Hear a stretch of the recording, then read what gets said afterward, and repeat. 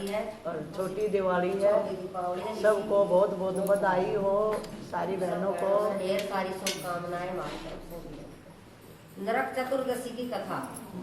प्राचीन समय में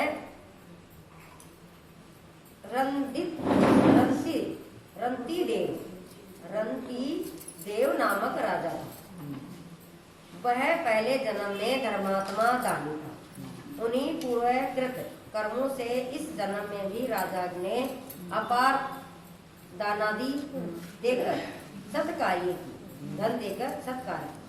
जब उसका अंत समय आया तब यमराज के दूत उन्हें लेने आए। बार बार राजा को लाल लाल आंखें दिखाकर कह रहे थे, राजन नरक में चलो, तुम्हें वहीं चलना पड़ेगा। इस पर राजा घबरा गया और नरक में चलने का कारण पूछा।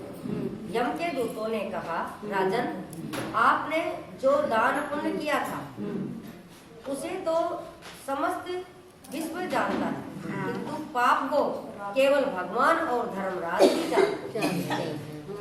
राजा बोला, उस पाप को मुझे भी बताओ जिससे उसका निवारण मैं कर सकूं। यमदूत बोले, एक बार तेरे द्वार से भूख से व्याकुल एक ब्राह्मण लौट गया, इससे तुझे नरक में जाना पड़ेगा। कोई ब्राह्मण भूखा या कोई भी अन्न मांगने आए तो उसको मना मत करो। यह सुन राजा ने यमदूत से विनती की कि मेरी आयु 1 वर्ष बढ़ा दी। इस बात को दूतों ने बिना सोच विचार किए ही स्वीकार कर लिया और राजा की आयु 1 वर्ष बढ़ा दी गई। यमदूत चले गए।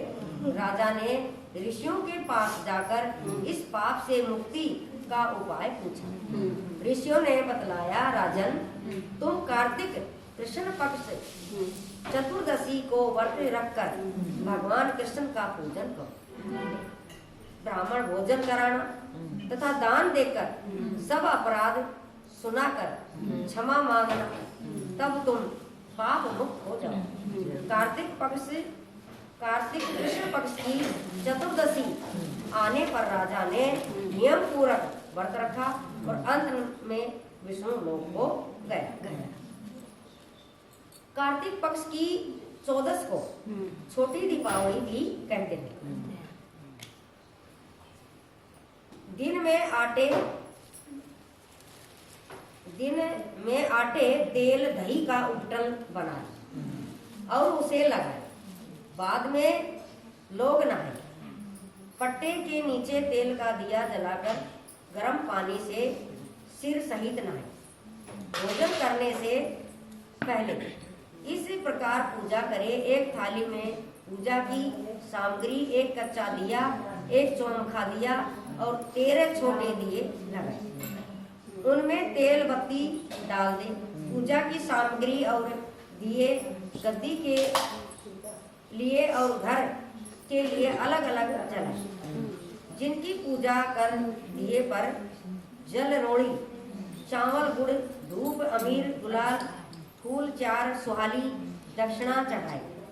शाम को पहले गद्दी की पूजा करें, बाद में घर आकर पूजन करें। सारी सामग्री चढ़ा दे।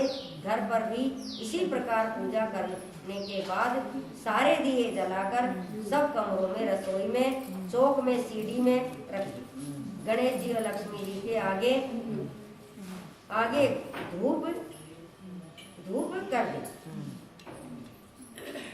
और गणेश जी लक्ष्मी जी का स्मरण करता हुआ शाम को पूजन करें। बोले श्री कृष्ण भगवान की जय, महालक्ष्मी की।